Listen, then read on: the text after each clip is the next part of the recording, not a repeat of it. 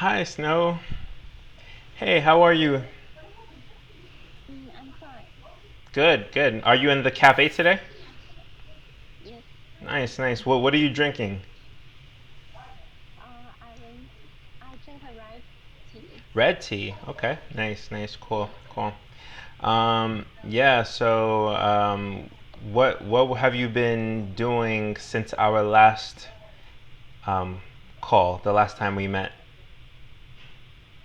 Um, the last time.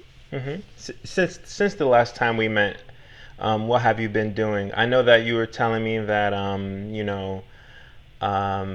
you've been trying to study because there are some tests that are coming up soon. Yes. So I just want to know, like, are you still studying, or are you like, what have you been doing? This morning I study in the class.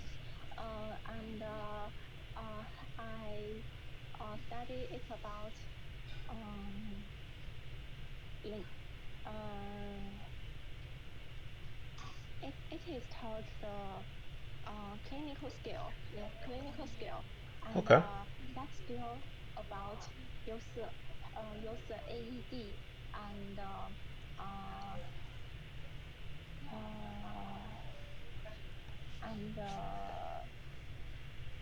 it is taught the neuron tube to I sent to teacher this this word that I can't speak. Mm-hmm. It is taught that catheterization of the ureter. Oh, I don't even know that one. It is about disease. Catheterization of ureter. Mm-hmm. Yes, like somebody has the disease, and this disease make he or she can't uh, count the urination, can't urination. He or she need a tube to make the urination out. Oh, is it like to pee, to go to the bathroom? Mm. Uh, it is not in the bathroom. Uh, it's some patients um, in the bed, and he or she can't urinate by themselves. Yeah, Uh, urinate. Urinate is like to like to go to the bathroom, right? Use the bathroom, right? yeah, Yeah. yeah. Okay. And so they need the tube and to make the urinate Mm. of the body. Gotcha, gotcha. Okay, okay. So you were studying um, how to use the the ureter. Um, yeah, and some like that. Some people can't breathe and use this. They Mm. can breathe, have the oxygen, Hmm. like that. I see, I see. Okay. And these are, you said the AED? AD is another. Some people's heart stop and use the AED Hmm. can make his heart jump again. To start again. Okay, I see, I see. Yeah, Wow. Okay, this is cool. This is very interesting. Um, um, it sounds like a lot. It sounds like a lot of information, but it sounds very interesting to learn. yeah. Yeah, definitely. Okay. Cool, cool. All right, so for our lesson today, I wanted us to talk a little bit about tennis. Were you able to open the website that I sent to you? Yeah, I Okay, can do great, that.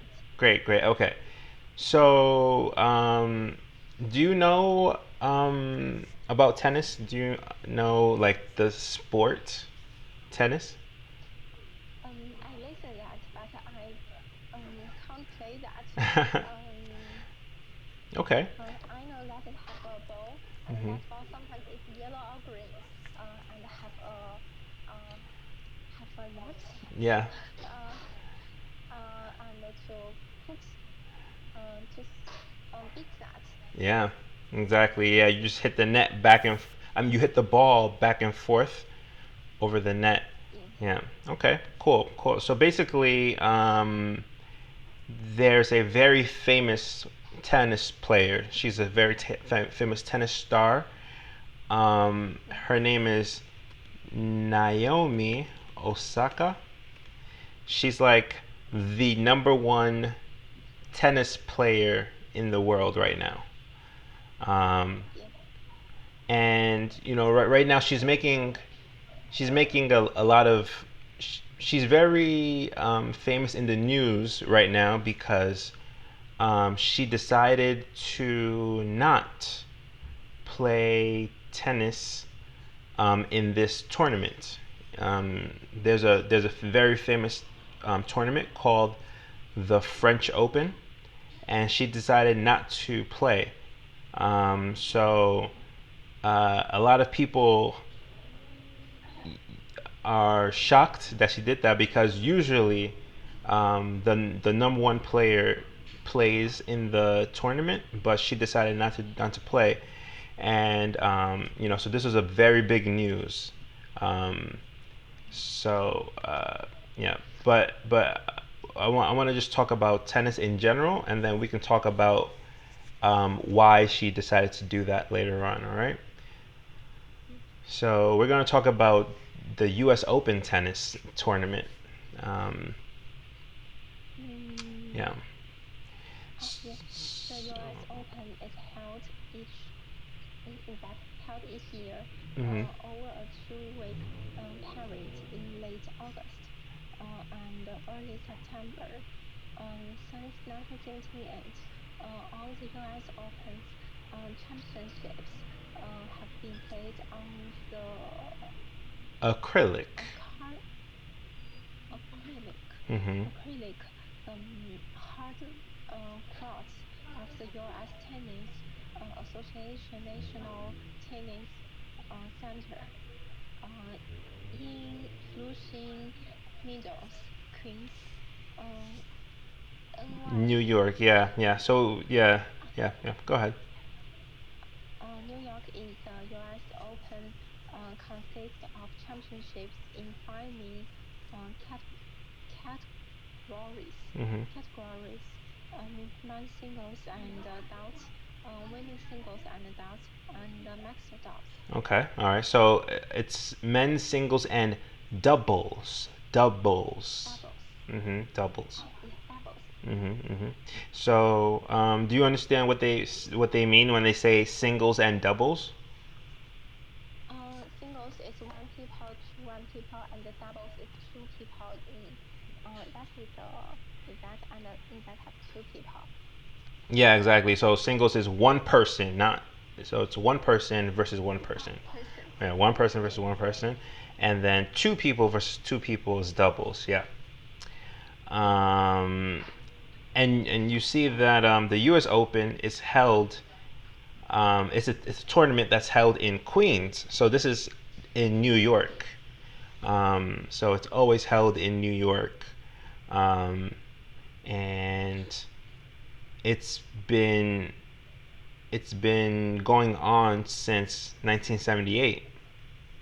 So every year they hold this tournament in New York in Queens, and I'm actually in New York, so I actually got to go and see the U.S. Open um, last time, and it was really nice to see it. Um,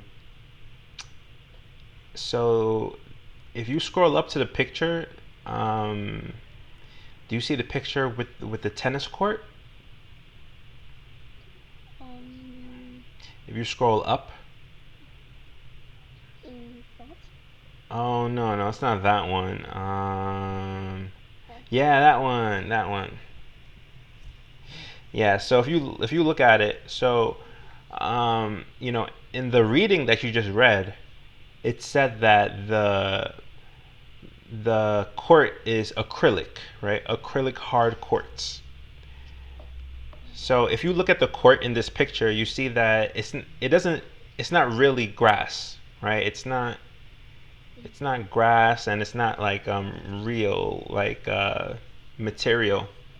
And that's what it means by acrylic. Like this is painted. So the green looks like grass, but it's not really grass. And also the blue is also acrylic too. It's not really any it's not really like yeah, it's not real grass or anything like that. So it's like blue paint, um, and it's hard court. So it's like it's very smooth and hard. So yeah, so that's what it means when they say acrylic hard court. It's like painted hard court. Okay. Let's see. So yeah, and then it's held for 2 weeks from August, end of August to early September. Yep. Okay. All right. Cool. So let's continue reading. The US Open derived from one of the oldest tennis championships in the world, the US National Championship, which was established in 1891 as a national men's singles and doubles competition. The tournament was open only to clubs that were members of the U.S. National Lawn Tennis Association.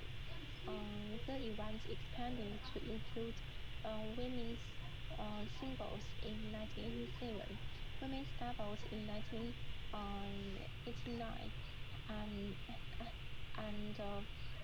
mixed doubles in uh, 1892. The five championships were contested at different locales until 1968, when all five tournaments were finally both at a common site. Tennis, uh, uh, whereupon the championships become known as the U.S. Open. The tournament moved to Flushing Meadows in Hmm. 1978. As a unique result of this uh, decentralized, uh, decentralized history, the tournament has been played on a variety of surfaces, um, from 1881 to 1974. It was played on grass from 1975 to 1977, on clay, and since 1978 on deco turf, Hmm. a fast hard court surface comprising an uh, Acrylic. Acrylic. acrylic Hmm. acrylic long layer over an asphalt Asphalt. uh, Asphalt. asphalt asphalt or concrete base. All right. Good. Good. So this was like a lot of information. So let's just start with the beginning, kind of like the history of it. So um, basically, how were the how were the tournament matches played before 1978? Were they all in the same place before 1978? The New York, uh, that is the Queens, Hmm. New York. Yeah, yeah. Is that So correct? yeah, so like all of them, all of those matches were played in Queens, New York, in 1978, right? So they brought all of those matches together in 1978. But before 1978, were all of these matches played um, in the same club, in the same place? Mm. Like were they all Um, played in the same place? it is uh, it is not in the place. Yeah. It is in the different place, but in the finally, it happens in Texas, Yeah. the New York. Yeah, yeah, right. So it says that the five championships were contested at different locales until 1968, right? Um, before 1968, so let's see. So the men's singles and doubles competition, they were only open to clubs. Um, and then the women's singles in 1887, and the women's doubles in 1889, and the mixed doubles in 1892, and they were all played in different locales, right? All played in different places. And then in 1968, they finally hosted it at a common site in in Forest Hills, Queens, right? In one club. Um, so and let's talk about like the surface on where they played, right? So was the surface always acrylic? Was it always acrylic hard courts, hard turf? Acrylic. Hmm. Mm, So when did they play on grass? When were they playing on grass? the first is on the grass. It is from the 19, yeah, the Uh, 1881 hmm. to the 1974 played in the grass. Yeah, right. So you see that they were playing on grass before, and I think the reason why they stopped playing on grass is because if you watch some of the old tennis, you will see that sometimes I guess the dirt from the grass, um, it kind of it makes the court very dirty because if you're running very fast on the grass, maybe some of the dirt gets picked off the grass, and it was very hard for the tennis players to play on the grass. So it was very difficult playing on grass. So then, yeah, go ahead. You want to say something? Isn't easy to slip. Yeah, so I think like also slipping was probably a problem too. Yeah, because it was very uh, because the grass was easy to get damaged. So it was very easy for the grass to get damaged. So like grass has dirt under it, right? So there's grass and then there's dirt. So if you're running on grass, you can get the dirt on you, and then you can slip. So yeah, I think like slipping was also a problem too. So then from grass, they moved to what? What did they start playing on after grass? Clay. Clay, yeah, yeah. So clay, I'm not really sure about clay, but it doesn't look like they were playing with on clay very long, right? They played on clay for how many years?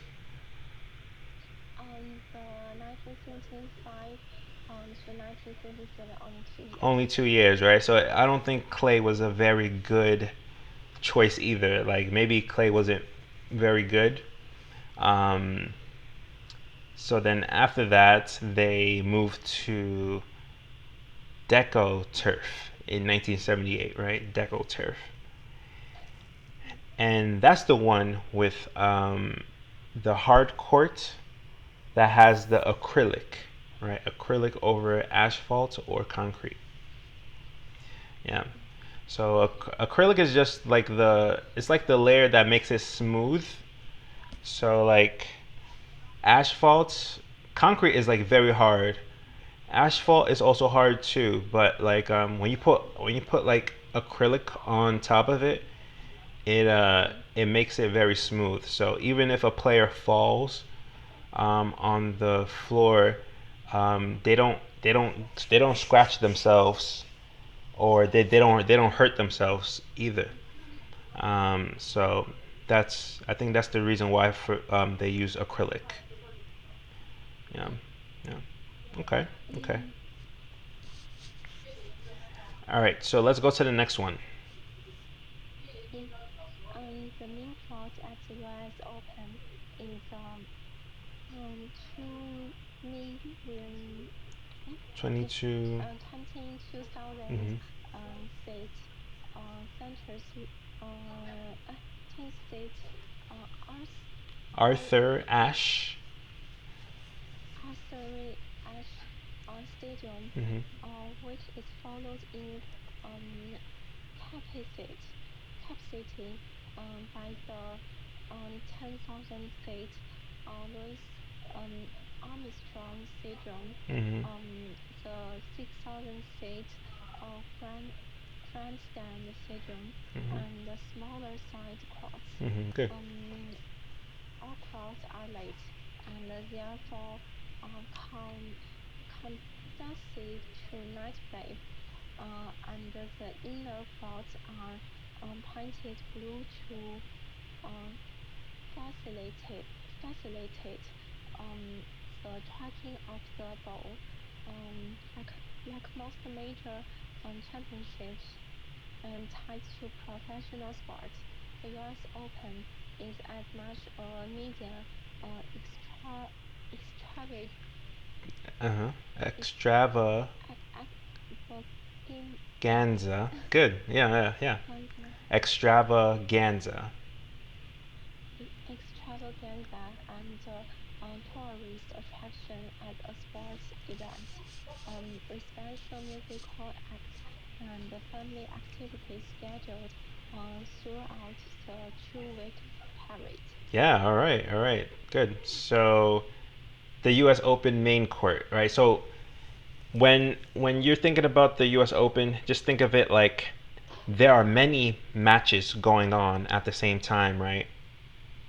Yeah, But the main court is the one that has the most seats. So the main court is probably yeah, the biggest stadium, right? So that one has 22,000 seats in that stadiums, right? So that's the biggest stadium. That's the main stadium. That's where maybe the main match for the day is in that stadium, right? So then there's also other matches going on at the same time. So those other matches are in the smaller stadiums, right? smaller. So yeah, so you have the Louis Armstrong Stadium, which is 10,000 seats. So that's a little bit smaller, but it's maybe on the side. And then you have the Grandstand Stadium. It's 6,000, and that's on the other side. So just think of it as many, many tennis courts in like a big just think of it as like a very big park. It's a big park Yeah, that has like 4 or 5 tennis courts. um, so that's kind of like how it's built. And one thing that's really interesting is they were talking about how the courts are painted blue to facilitate the mm, tracking of the ball, right? So that's very yeah. interesting, right? Because it's easily to watch the ball. Yeah, exactly, exactly, right? Because the ball is like what color? The ball is yellow or the green, and Yeah, in the blue, it's so um, yeah, yeah, exactly. It's very bright. It's like a good contrast, right? Blue and green, they yeah, like contrast very well, so it's easy to see the ball, right? Because what these tennis players, they hit the ball so hard, right? That it moves very fast. So people when they're watching, they need that easy contrast so that they can see the ball easy, right? Um, yeah. Okay. Cool. But so that's the reason why the court is painted blue. Let's see. And then the last thing is, so the U.S. Open is a media extravaganza and tourist attraction. And from my experience, I agree. This is very true because um, you see that there are many, many, many companies who who use the U.S. Open to advertise and try to get like a lot of attention. So you see like lots of companies, they pay a lot of money to show their show their commercials, um, and then some of them even bring their own um, their own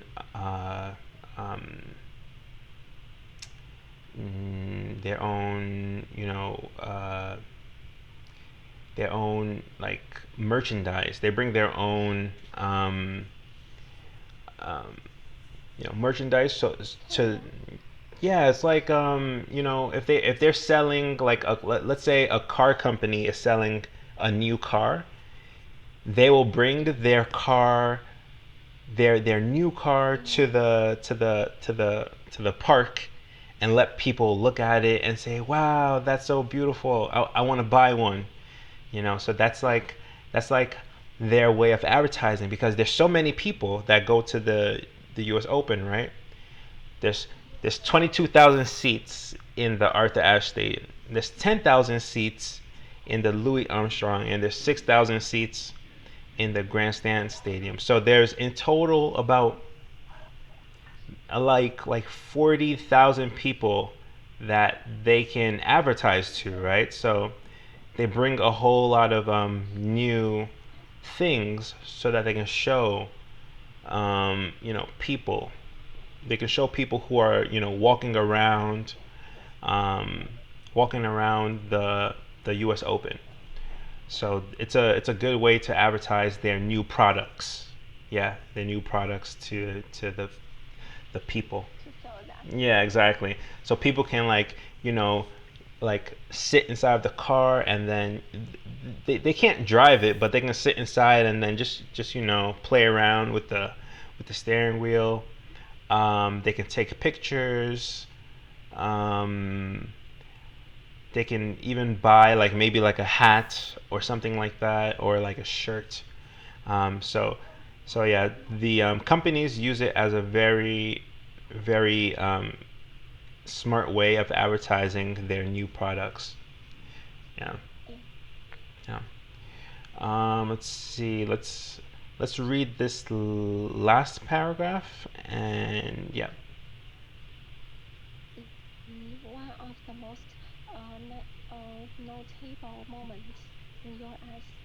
Open history took place in the 1992 semifinal match Mhm. between American um, Nick Michael. Michael Michael Michael Chang and Stefan Edberg of Sweden.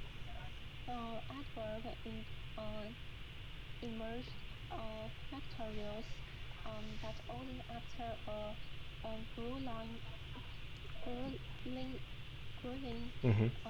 5 hours and 26 minutes, defeating Chang six Hmm. six seven 6-7, seven um five, seven seven six.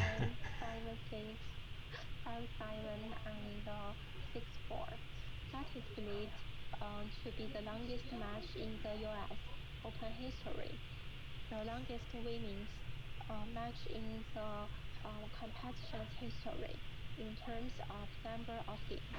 Occurred in 1986, 18. 18, yeah, 18 1998, when the five-set match between Juliet Atkinson, Good. the, the, the winner, and Maureen Jones, Jones. uh, Jones extended to 51 games. Uh, Arthur uh, Ash. Arthur Ashe won the US Open in 1968, but because of his amateur status, he was unable to accept the prize money. Another interesting side note in US Open history is that Jamie Connors is the only male to have won Open singles titles on all three of the Open circuits, while Chris Evert is the only woman to have won on two surfaces, winning a record 6 US Open titles in all. Yeah, good, good. All right, so that's basically a little history of like the U.S. Open and some of the Winner. yeah, the winners and the longest matches. But yeah, Yes. so usually the number one player, right? They Yes. they go to they go to these tournaments because they have to defend their title, right? Because if you're number one, then you have to defend that title and make sure that nobody beats you. Um, so Naomi Osaka, she won the U.S. Open I think last year, so she became like the number one women's tennis player. Um, but Yes. right now the French Open is Yes. the tournament right now that they are playing, but she decided not to play. Um, um, and she has her reasons not to play, but now it's kind of like she's the number one player and she's not playing, so um, it's it's not normal. It's not normal for that to happen, and so that's the reason why she's in the news so often. Um, this is not something that usually happens. But yeah, yeah. So this is some history about tennis. And yeah, I'll just say just take a look at some of the champions. Um, and yeah, so I would just say like also look into Naomi Osaka, and hopefully you learned a little bit more about tennis today. Um, Yes. all right. But that's the end of our lesson for today, and I'll talk to you next time. Okay. All right, Talk to Snow. teacher next All time. right. Have a good Have day. a great day. Bye.